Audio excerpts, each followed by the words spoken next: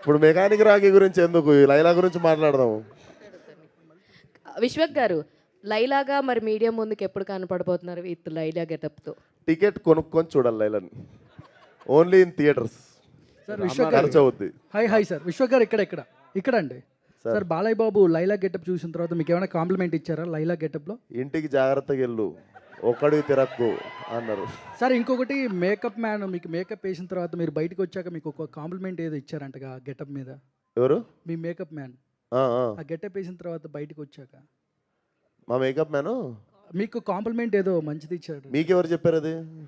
నాకు just information. ఎవరు చెప్పారు? నాకు తెలియని మ్యాటర్ నీకెవరు చెప్పారు? అంటే మీకు ఏదో కాంప్లిమెంట్ ఇచ్చారంటగా, ఈ గెటప్లో బాగున్నారని సంథింగ్. బాగున్నా అని చెప్పారు, అదే కాంప్లిమెంట్. రామనారాయణ గారు సార్, ఒక కొత్త డైరెక్టర్గా మీరు సినిమా ఇచ్చారు, నిర్మాత ఇచ్చినప్పుడు నిర్మాత కంఫర్ట్గా సినిమా ఫినిష్ చేయాలి, ముందు అనుకున్న బడ్జెట్లో సినిమాని ఫినిష్ చేయాలి. అవునండి. అలా జరగలేదు ఈ సినిమాకి అని అంటే మీరు ఏమంటారు? లేదండి, 100% జరిగింది. ఆ. మేము కానీ క్వాలిటీలో ఎక్కడ కాంప్రమైజ్ కాలేదు. Basically మేము క్వాలిటీ ఇచ్చే- కాంప్రమైజ్ కాలేదంటే బడ్జెట్ ఎక్సీడ్ అయిందనా? లేదండి, ఇక్కడనే ఉన్నాడు కదా సార్, అడిగండి. ఆయన ఎందుకు, నాకు కావాలి డైరెక్ట్ గారికి ఆన్సర్ కావాలి.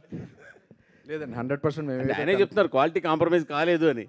అంటే అవ్వకూడదు, అవ్వకూడదు అనేది తీసాం కదండి. యాక్చువల్లీ అంతకు ముందు సినిమా భగవంత్ కేసరి, ఆ స్టాండర్డ్స్ మెయింటైన్ చేయాలి కదా. భగవంత్ కేసే స్టాండర్డ్ ఎలా మెయింటైన్ చేస్తారు? లేదు సార్, ఇప్పుడు అయినా సినిమా అది 110